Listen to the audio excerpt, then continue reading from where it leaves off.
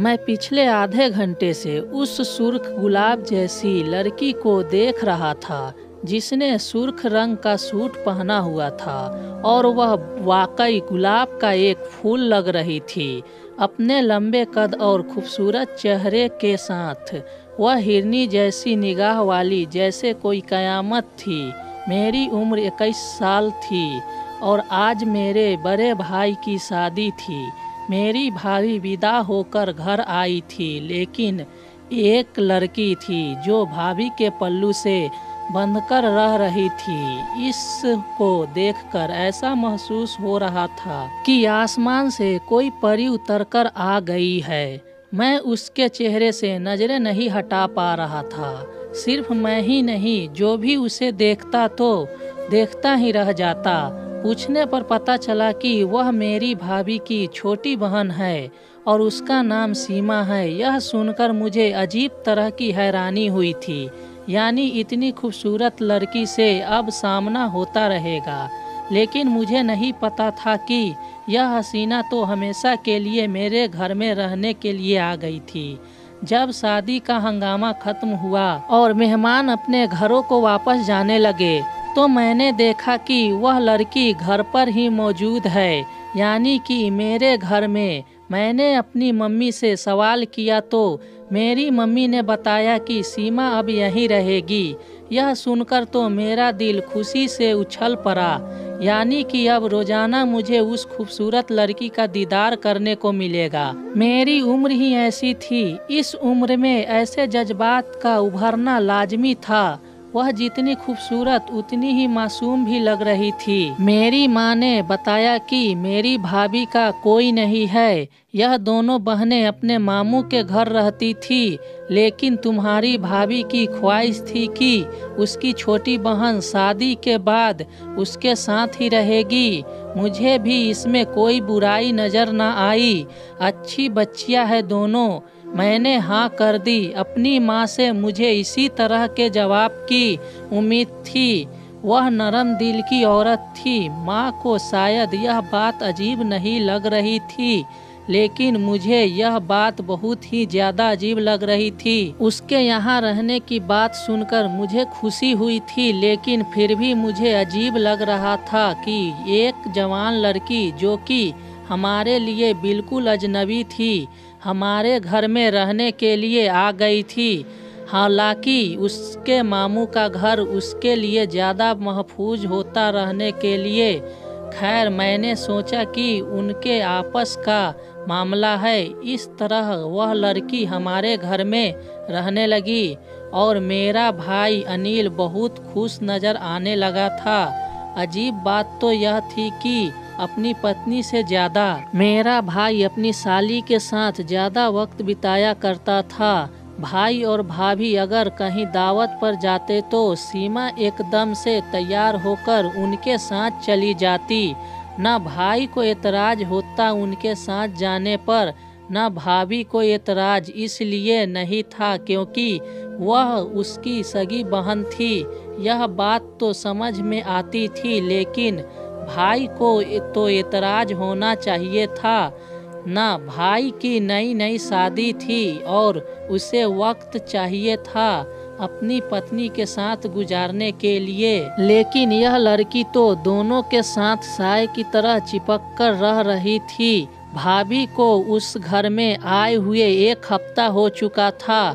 मैं उसे जितना मासूम समझ रहा था वो उतनी मासूम नहीं थी।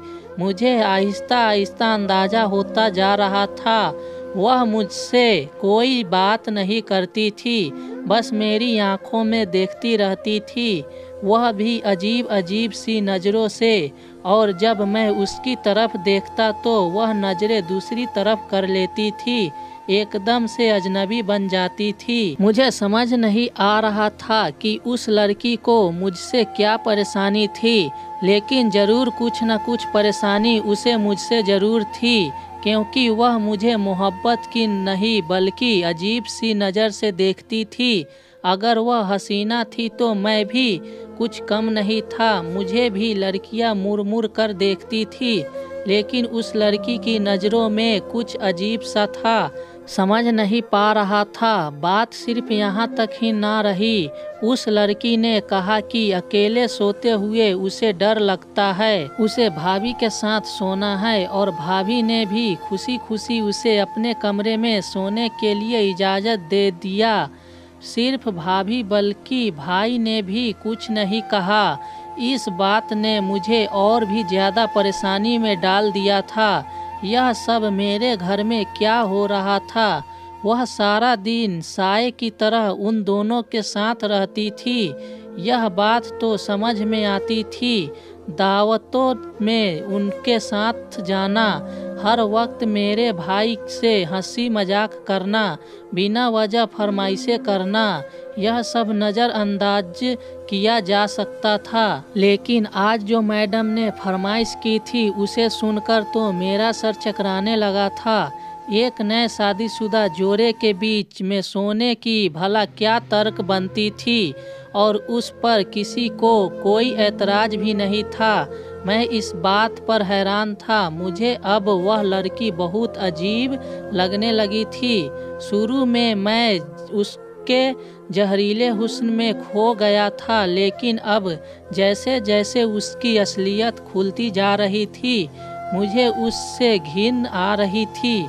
इतनी बच्ची नहीं थी वो जितना बनने की कोशिश कर रही थी। मेरे घर वाले बहुत ही शरीफ इंसान थे, लेकिन मैं ऐसा बिल्कुल भी नहीं था। वह लड़की दूसरों को बेवकूफ़ बना सकती थी, लेकिन मुझे नहीं।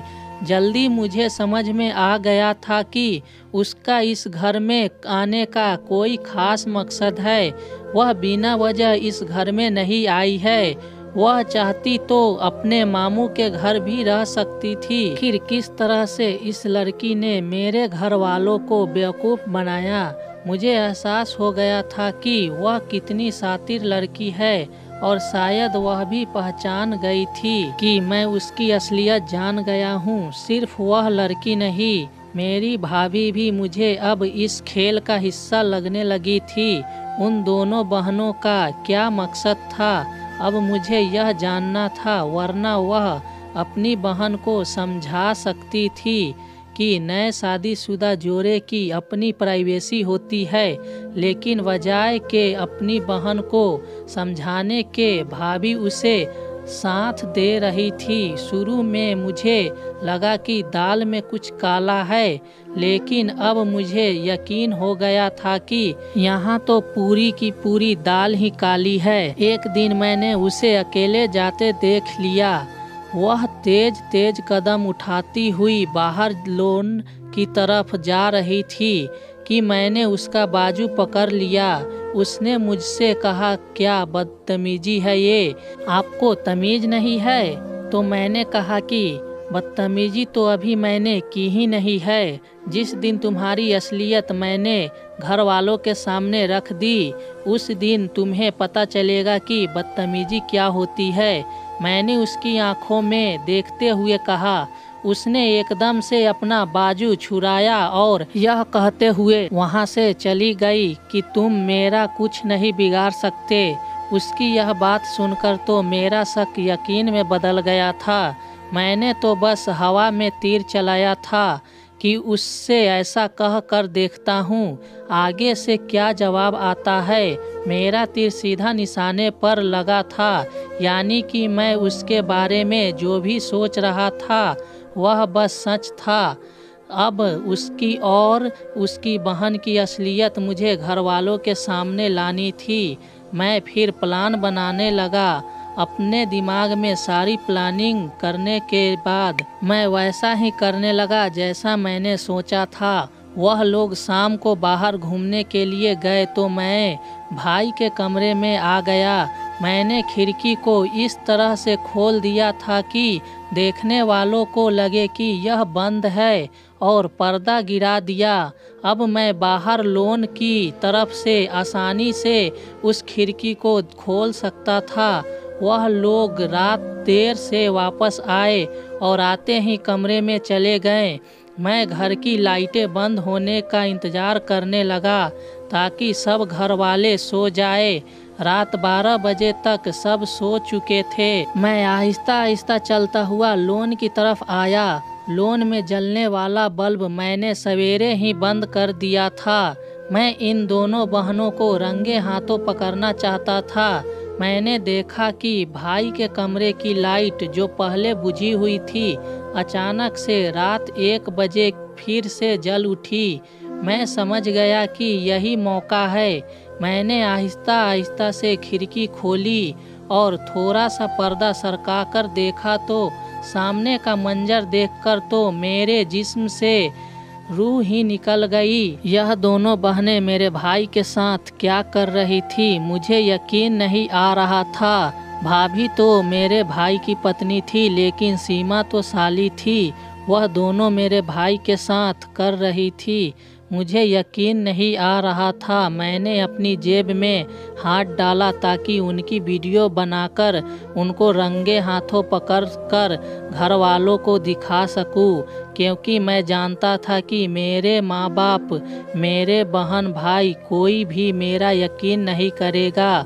वह सब बहुत ही मासूम थे। वह खुद सब अच्छे थे, इसलिए हर किसी को अच्छा समझते थे। मैं थोड़ा अलग माहौल में पला बढ़ा था। बचपन से कॉलेज में रहा था। वहाँ पर मैंने चालाकियाँ सीख ली थी जो मेरे घर वालों को नहीं आती थी। मैंने न सिर्फ चालाकी सीखी थी बल्कि चालाक इंसानों को पहचानना भी सीख लिया था। मैंने जैसे ही अपनी जेब में हाथ डाला तो देखा मेरा मोबाइल तो है ही नहीं। मैं अपना मोबाइल अपने कमरे में भूल आया था। एकदम से मैं अपने कमरे की तरफ बढ़ा और मोबाइल उठाया, लेकिन जब मैं वापस आया तो मंजर बदल चुका था। उन दोनों ने कमरे की बत्ती बुझा दी थी। हर तरफ अंधेरा ही अंधेरा था। कुछ भी नज़र नहीं आ रहा था। मुझे अपने भाई की चिंता होने लगी थी। मैंने सोचा कि मैं दूसरी बार कोई गलती नहीं करूँगा।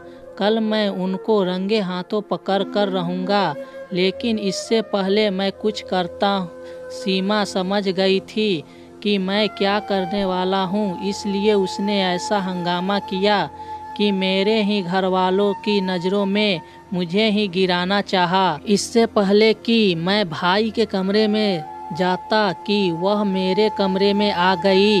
दरवाज़ा खुला हुआ था, मैं रोक नहीं सकता था। वह अचानक से अंदर आई और दरवाज़ा बंद कर दिया। उसे देखकर ही मैं समझ गया था कि वह गलत इरादे से आई है। मुझे देखकर उसने कहा कि तुम हमारी वीडियो बनाना चाहते थे खिड़की से, तुम्हें क्या लगता है कि मैं तुम्हें नहीं देख रही थी।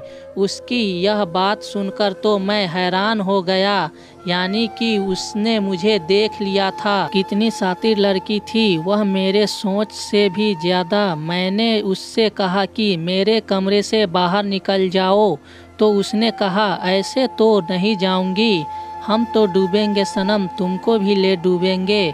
यह कहने के बाद उसने अपने दाएं बाजू पर हाथ रखा और अपनी शर्ट की आस्तीन फाड़ दी। इसके बाद अपने बालों का जुड़ा खोलकर उन्हें बिखेरा, फिर दूसरी आस्तीन भी फाड़ दी और ज़ोर ज़ोर से चीखना शुरू कर दिया, बचाओ मुझे बचाओ। उसकी इस हरकत पर मैं हैरान हो गया। मुझे उससे इसी तरह की उम्मीद बिल्कुल नहीं थी, लेकिन वह मुझे जानती नहीं थी।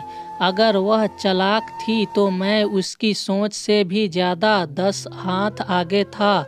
उसकी चीख सुनकर सब घरवाले आ गए थे। घर वालों के पूछने पर उसने बताया कि मैं उसकी इज्जत पर हाथ डालने की कोशिश कर रहा था और मेरे मासूम घर वालों ने एकदम से उस रोती हुई लड़की का यकीन कर लिया था। मेरे घर वालों ने मुझे पर गुस्सा करने लगे और मेरे भाई ने तो मुझे मारना शुरू कर दिया, लेकिन फिर मेरे पापा ने रोक लिया। मेरे पापा ने मुझे कहा कि अभी के अभी मेरे घर से निकल जाओ। मुझे तुमसे यह उम्मीद नहीं थी कि तुम एक अनाथ लड़की की इज्जत पर हाथ डालोगे। इस बच्ची को रहने के लिए जगह नहीं थी, इसलिए हमने इसे घर में जगह दी। लेकिन इसका यह मतलब नहीं है कि तुम उसके साथ इस तरह की हरकत करो। मुझे तुमसे यह उम्मीद नहीं थी। मेरे दूसरे बेटे तो इस तरह नहीं हैं, लेकिन तुमने शायद कॉलेज में रहकर यह सब सीख लिया। पापा की बात सुनकर मुझे दुख हुआ था। अब मुझे यह मामला संभालना था। मैं पूरी तरीके से फंस चुका था, लेकिन मुझे पता था कि मुझे क्या करना है।